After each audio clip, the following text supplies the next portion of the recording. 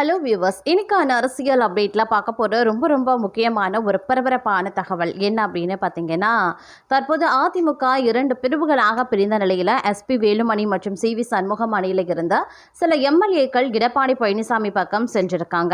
அதிமுக உள்கட்சி பூசல் விவகாரத்தில் அதிருப்தி அடைந்த அணியினர் தற்போது எடப்பாடி பழனிசாமியுடன் பேச்சுவார்த்தை நடத்தி வருகிறது.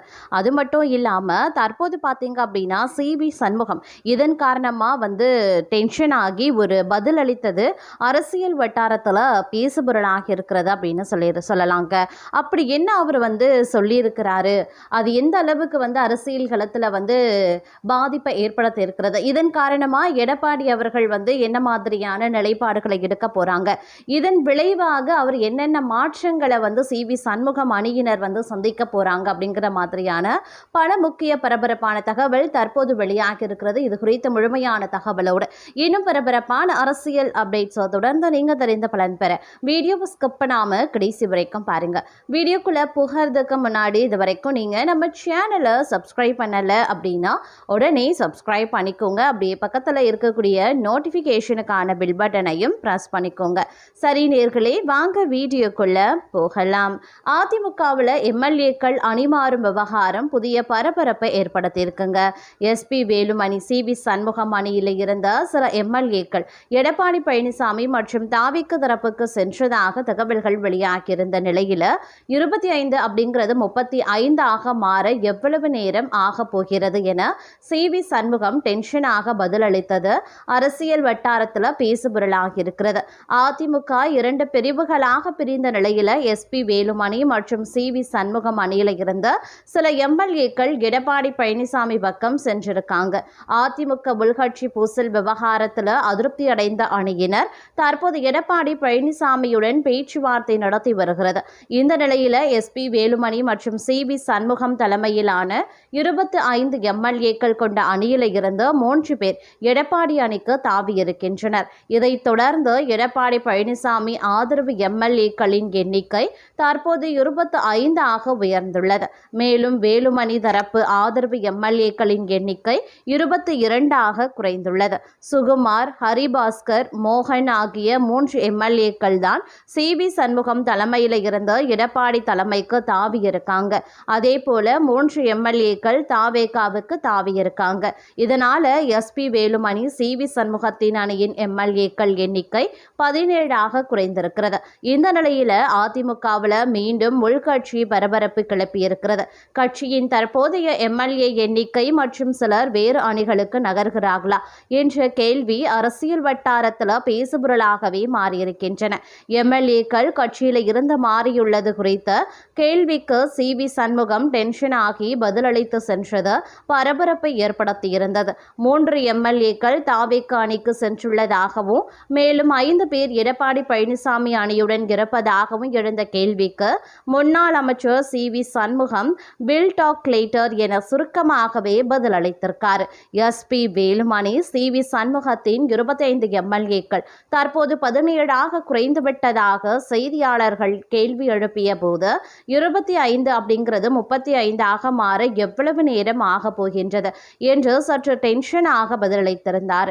இந்த பதில் தமிழக அரசியல் வட்டாரத்தில் புதிய விவாதத்தையே கிளப்பியிருந்தன. மேலும் தாவிகாவில் இணைய போகிறார்களா அப்படிங்கிற கேள்விக்கு தேவையில்லாத கேள்விகள் வேண்டாம் என்று கூறியிருக்கார். அடுத்த கட்ட நடவடிக்கை குறித்து விரைவில் விளக்கம் அளிக்கப்படும் என்றும் எல்லா கேள்விகளுக்கும் சரியான நேரத்தில் பதில் தரப்படும் என்றும் சி.வி. சண்முகம் தெரிவித்திருந்தார். தற்போது அதிமுகவில் நடக்கக்கூடிய இந்த அரசியல் நகர்வுகள் 2026 தேர்தலை முன்னிட்டு முக்கியத்துவம் பெற தொடங்கியுள்ளதும் குறிப்பிடக்கூடிய ஒரு விஷயமாகவே பார்க்கப்பட்டு வருகிறது அப்படின்னு கூட சொல்லலாங்க. அது மட்டும் இல்லாமல் மற்றொரு புறமோ அதிமுகவில் ஏற்பட்டிருக்கக்கூடிய உட்கட்சி மோதலால் அந்த கட்சி 2 அணிகளாக செயல்பட்டு வருது. இதில் நேற்று எஸ்பி வேலுமணி தரப்பு எம்எல்ஏக்களான மரகத குமாரவேல், ஜெயக்குமார், சத்யபாமா ஆகியோர் தங்கள் சட்டமன்ற உறுப்பினர் பதவியை ராஜினாமா செய்துவிட்டு தாவேக்காவில் இணைந்திருக்காங்க.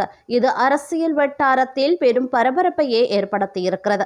இந்த நிலையில் இன்று முன்னாள் அதிமுக சட்டத்துறை அமைச்சரும் அம்பா சமுத்திரம் மற்றும் சட்டமன்ற உறுப்பினருமான இசக்கி சுப்பையா தனது எம்எல்ஏ பதவியை ராஜினாமா செய்ய உள்ளதாக தகவல்கள் வெளியாகியிருக்கின்றன.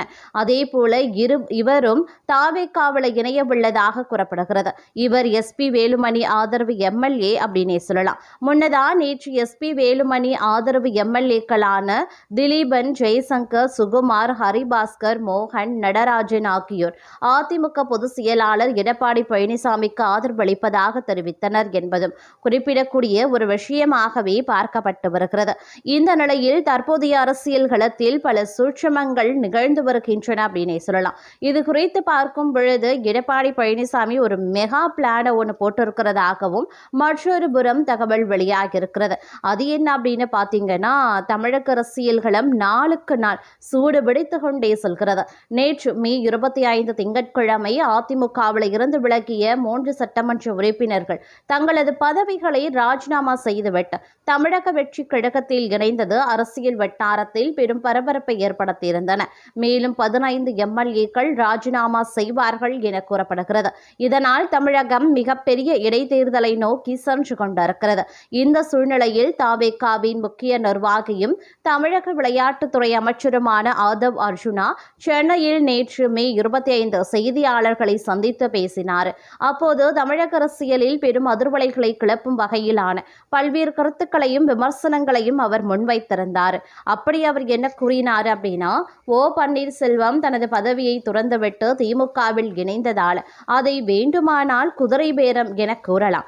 ஆனால் தாவேக்காவில் இணைந்தவர்கள் தங்களது பதவிகளை ராஜினாமா செய்துவிட்டு பனையூரில் இருக்கக்கூடிய தாவேக்கு தலைமை அலுவலகத்திற்கு நேரில் வந்ததுதான் முறைப்படி கட்சியில் இணைந்தனர். நான் தலைமை செயலகத்தை கட்சி அலுவலகமாக மாற்றவில்லை. ஒரு கட்சியின் 2/3 பங்கு உறுப்பினர்கள் மற்றொரு கட்சியில் இணைவது சட்டப்படி குதிரை பேரம் ஆகாது. தாவேக்காவில் இணைந்த அந்த 3 மக்கள் பிரதிநிதிகள் மீதும் எவ்வித குற்றச்சாட்டுகளும் இல்லை. அதேபோல அவர்கள் அதிகாரப்பூர்வமாகவே கட்சியில் இணைந்துள்ளனர். வரவிருக்கும் தேர்தலில் எடப்பாடி பழனிசாமியும் மு.க. ஸ்டாலினும் கைகோர்த்து ஒன்றாக இணைந்ததுதான் தேர்தலை சந்திப்பார்கள். இந்த தேர்தல் கூட்டணியை நான் மீண்டும் உறுதிபட தெரிவிக்கிறேன். பாஜக மற்றும் அதிமுகவுடன் கூட்டணி அமைத்து மக்களின் தீர்ப்புக்கு எதிரான ஒரு ஆட்சியை உருவாக்கவே திமுக முயன்றது என்றும் அவர் குற்றம் சாட்டினார். திமுகவின் தோல்விக்கு முதலமைச்சர் மு.க. ஸ்டாலின் மகனான உதயநிதியும் மருமகன் சபரீசனுமே முக்கிய காரணம் அப்படின்னு சொல்லலாம். அது மட்டும் இல்லாமல் அனைத்து துறைகளிலுமே ஊழல் செய்து ஒவ்வொரு தொகுதிக்கும் தலா 30 கோடி வரை வாரி இறைத்தும் அவர்களால் வெற்றி பெற முடியவில்லை. சாதி, மதம் மற்றும் பணபலத்தை கொண்டு நடத்தப்படும் பழைய பாணி அரசியலை மக்கள் முற்றிலுமாக புறக்கணித்து விட்டனர். சாதி சமய பேதமற்ற ஒரு நல்லாட்சிக்கே மக்கள் தற்போது வாக்களித்துள்ளனர். அதிமுகவின் நிர்வாகிகள் மற்றும் தொண்டர்கள் அனைவரையுமே தமிழக வெற்றி கழகம் அன்போடு வரவேற்கிறது. எங்கள் தலைவர் விஜய் அவர்கள் எப்போதுமே எம்ஜிஆர் மற்றும் அண்ணாவின் கொள்கைகளை பின்பற்று வருவதால் அவர்களின் உண்மையான தொண்டர்களை ஏற்பதற்கு தாவேக என்றும் தயாராகவே இருக்கிறது என்று ஆதவ் அர்ஜுனாவும் தெரிவித்திருக்காரு.